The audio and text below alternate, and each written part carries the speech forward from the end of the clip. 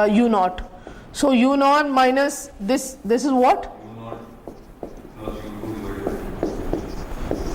ठीक है यहाँ तक. अब मैं बस ये u naught से डिवाइड कर रही हूँ, कुछ नहीं कर रही. u naught से डिवाइड करेंगे तो 1 माइनस ये u naught plus u2 over 2u naught. सही है, आप कुछ नहीं कर रहे, सिर्फ उसको आपने डिवाइड कर लिया. And what next you can do. अच्छा, बाकी भी डिवाइड कर दें, कहानी खत्म कर दें. 1/2 minus u2 over u naught. ये हम डेरिवेशन ऐसे क्यों करते हैं? Just for the sake of certain calculation. There is no other reason. आप जैसा चाहें वैसा कर सकते हैं, इसमें ऐसी कोई परेशानी की बात नहीं है. एंड आप एंड पे भी कैंसिल आउट कर सकते हैं. 1 माइनस इज 2u naught, तो एलसीएम लेंगे 2u naught, 2 कैंसिल आउट हो जाएगा, u naught minus u naught cancel है, minus 2u naught. Is that okay?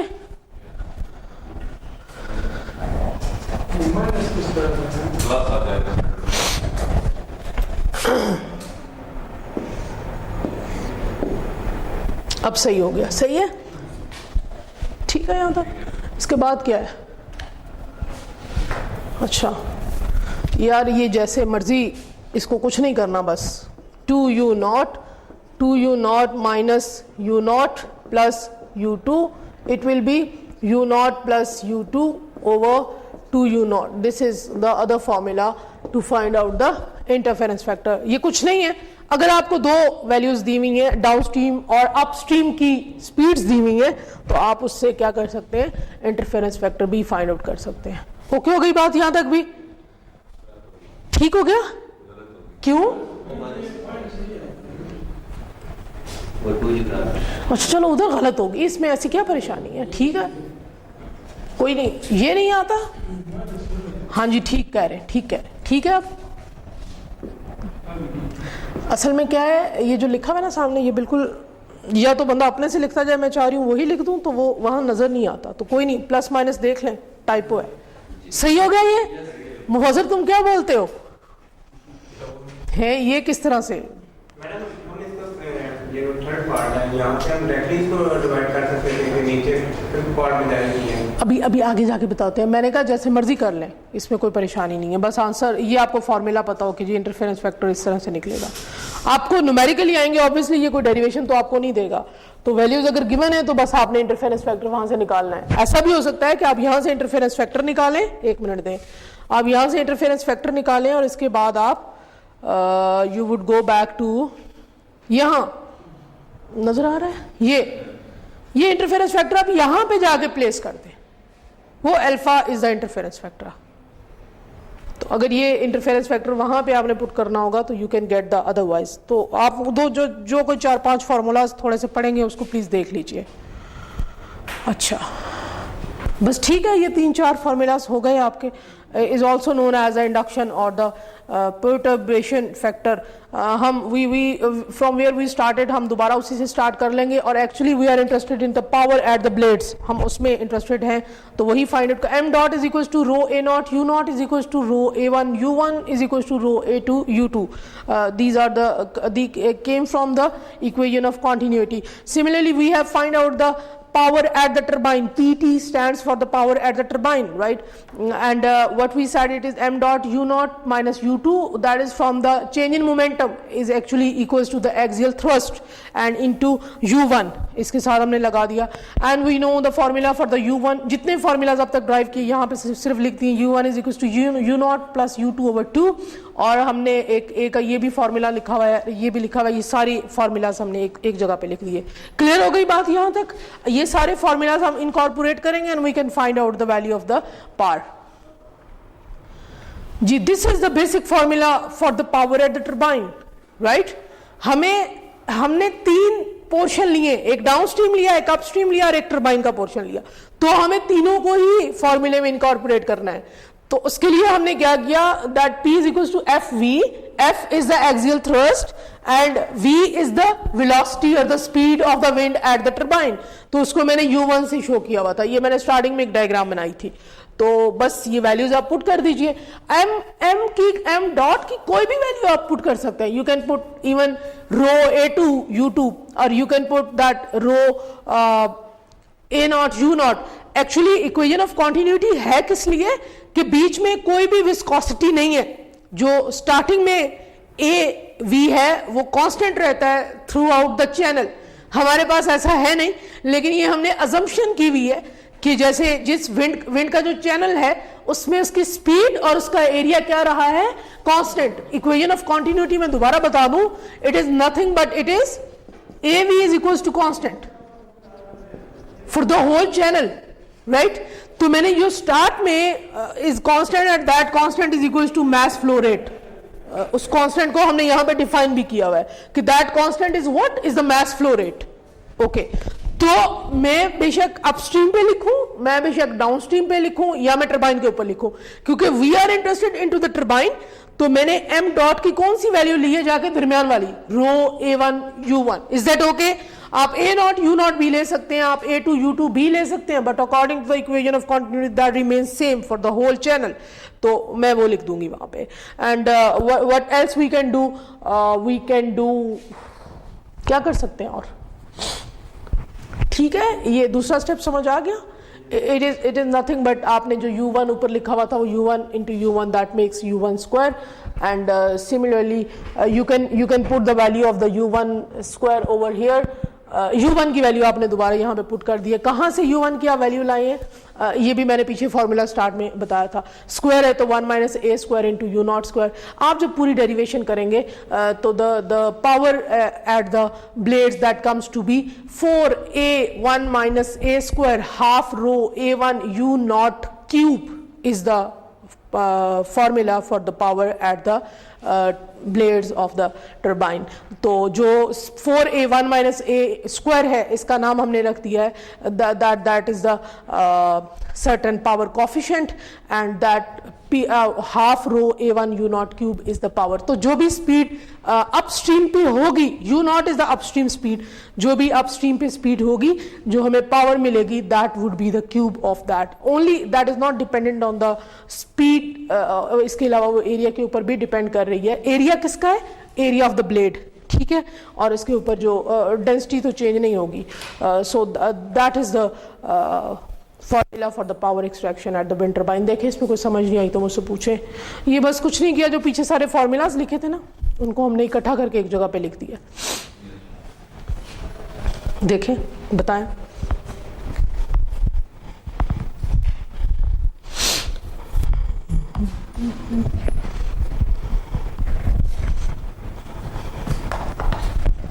ठीक है, समझ आ गई है तो, नहीं आएगी तो दोबारा पूछ लीजिए।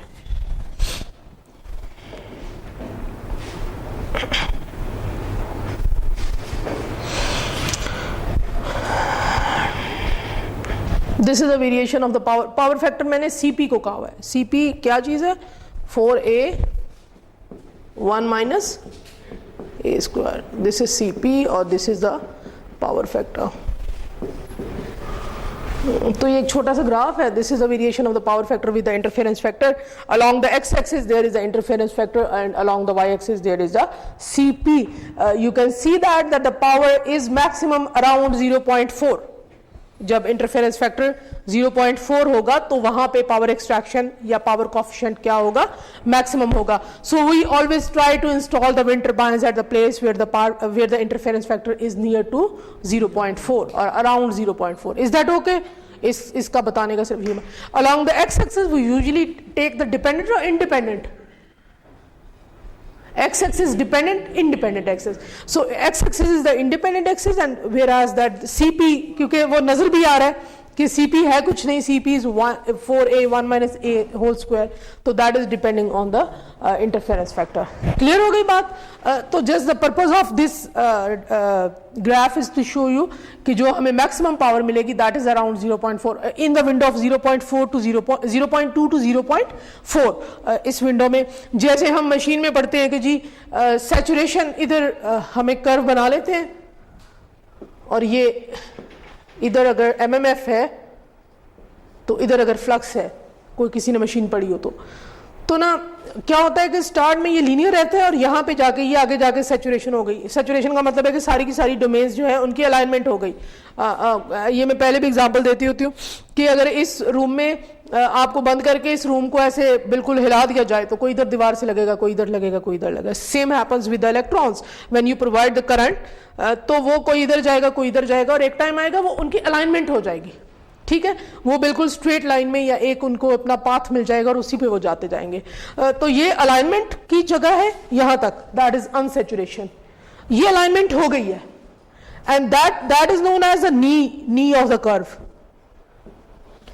हम हमेशा चाहते हैं कि हमारी मशीन यहां काम करे बस, क्योंकि यहां पे जो है थोड़ा चेंज भी हम कर सकते हैं। अगर हम सैचुरेशन में चले जाते हैं तो हमारे लिए चेंज इतना, हम अगर फ्लक्स को चेंज भी करना चाहे तो हम नहीं कर सकते, वहां पे फ्लक्स जो है वो कांस्टेंट हो। Same goes for that, we want कि हम जी 0.2 टू 0.4 वाली विंडो में ही काम करें और जिस जगह ये इंटरफेरेंस फैक्टर है उस जगह पे हम विंड टर्बाइन इंस्टॉल करें। और भी जगहों पे कर सकते हैं। आप देखेंगे अगर इंटरफेरेंस फैक्टर 0.8 है, आप विंड टर्बाइन इंस्टॉल करेंगे तो वहां सीपी है ही नहीं, बहुत कम सीपी है। So that is the importance of the interference factor. आखिरी दिन लेक्चर पढ़ाया गया, बहुत ही इंपॉर्टेंट होता है, नहीं ऐसे ही होता है। ये क्यों नहीं आएगा? ये मैंने पहले दिन से स्लाइड्स उधर अपलोड की हुई है, LMS पे देखें जाके। अच्छा जी, ये देख लें। अगर A 0 है, अगर है ही नहीं बिल्कुल, अगर U अगर बिल्कुल चैनल स्ट्रेट है और बीच में हमने कोई ब्लेड नहीं लगाया हुआ और हम कहते हैं कि U1 is equal to U0 है। अगर U1 is equal to U0 है तो ये ऐसे ही है कि कोई करंट नहीं फ्लो करेगा। ये ऐसे ही है कि स्विच ऑफ है। किसी भी चीज के लिए, किसी पावर एक्सट्रैक्शन के लिए, जैसे हम इंजन्स में पढ़ते हैं, अगर टरबाइन हमें देखनी है तो हम कहते हैं कि टरबाइन की आउटपुट पे टेम्परेचर मिनिमम हो और इनपुट पे मैक्सिमम हो तो एफिशिएंसी क्या होगी? Maximum. So there is always the requirement of the potential, ताकि हमें कोई वर्क डन मिल सके। अगर हमारे पास पोटेंशियल नहीं है कुछ भी तो वर्क डन हमें कभी भी नहीं मिलेगा। ठीक हो गई बात? कम और ज्यादा होना चाहिए, पॉजिटिव एक तरफ ज्यादा होना चाहिए और एक तरफ क्या होना चाहिए? कम होना चाहिए, तो ही फ्लो होगा, अदरवाइज नहीं होगा। सिमिलरली अगर मैं ये अज्यूम कर लूं कि जी ये तीनों स्पीड्स जो है वो बराबर है, इसका मतलब है कि विस्कोसिटी है ही नहीं, इसका मतलब है कि इंटरफेरेंस है ही नहीं। और अगर इंटरफेरेंस नहीं है, स्पीड चेंज नहीं हो रही, तो फिर हमारे लिए कोई जनरेशन भी पॉसिबल नहीं है। ऐसा हो नहीं सकता हमने बीच में ब्लेड इतना बड़ा लगाया हुआ है कि वो ऑटोमेटिकली, आप खुद सोचें कि स्ट्रीम लाइन में जा रही है जो है विंड स्ट्रीम लाइन में जा रही है और बीच में आपने ब्लेड लगा, तो क्या वो कट नहीं होंगे? वो कट होंगी ऑब्वियसली, उसकी वेक्स बन जाएंगी। वेक्स ऐसे ही है कि आप साहिल समंदर पे खड़े हो और आप पेबल्स फेंक दें बीच में, जैसे अक्सर इंसान शुरू जिंदगी में जाता ही है साहिल समंदर पे और खड़े होकर कंकरियां फेंकता है, तो आप भी कंकरियां फेंकेंगे, पेबल्स फेंकेंगे तो छोटी छोटी, अगर जोर से फेंकेंगे तो ऑब्वियसली बड़ी वेक बनेगी, लेकिन हम यूजुअली क्योंकि अच्छे मूड में तो छोटी छोटी कंकरियां फेंकते हैं, तो बिल्कुल छोटे छोटे पानी आगे जाते हैं, those are known as the wakes. तो यहां पे भी वेक्स बनेंगे, ठीक है, अच्छे खासे बड़े वेक्स बनेंगे क्योंकि जो आपने राउटर लगाया होगा वो बहुत बड़ा होगा। अच्छा, आगे अगर चले जाएंगे, मैक्सिमम जो पावर जनरेशन होगी that would be at A is equal to 1.3 1/3 करें कितना होता है सर? डिवाइड करके बताइएगा। बस वही विंडो है जिसमें अभी आपको मैंने बताया भी कि 0.2 टू 0.3 हम 4 या 3 हम चाहते हैं कि हमारी यहीं पे हम टर्बाइंस जो है वो इंस्टॉल करें, तो मैक्सिमम पावर जनरेट हो सकती है A इज इक्वल टू 1/3। तो अगर A इज इक्वल टू 1/3 है और दूसरी ये भी कंडीशन है कि U1 ही 0 हो जाए, तो U1 अगर 0 हो जाएगी तो स्टॉल कंडीशन हो जाएगी। स्टॉल कंडीशन क्या होती है कि जैसे अगर आपने मोटर चलाई है और या घरों में किसी के पुराने जनरेटर हो तो कभी ना वो फ्री हो जाती है चीज़, बिल्कुल आप बंद भी करें तो वो बंद नहीं होती, वो बस चलती रहती है। That is known as a stalling condition. ठीक है, स्टॉल मतलब कि अगर कोई गियर असेंबली है, आप उसको नट बोल्ट को टाइट कर रहे हैं, अब आप टाइट तो कर रहे हैं, इतना हमने टाइट कर दिया कि वो बिल्कुल फ्री हो गया, तो that is known as a stall condition. तो we do not want to go to the stall condition. मतलब कि बहुत ज्यादा इनफाइनाइट पावर हमें मिल जाए, हम ये नहीं चाहते। हम ये नहीं चाहते कि हमें कोई पावर ना मिले, हम सिर्फ ये चाहते हैं कि हमें पावर कुछ ना कुछ मिलती रहे। तो it is different for the different interference factor. तो मैक्सिमम हमने कहा 1/3 पे, 1/3 पे अगर मैक्सिमम है तो मैं यहाँ पे 4 × 1/3 1 - 1/3 स्क्वायर कर लूंगी, तो मुझे CP की वैल्यू यहाँ पे मिल जाएगी, दैट कम्स टू बी 59। तो that according to the Betts criteria, this is the maximum power generation that it can be done through the wind turbine। ठीक हो गई बात यहाँ तक?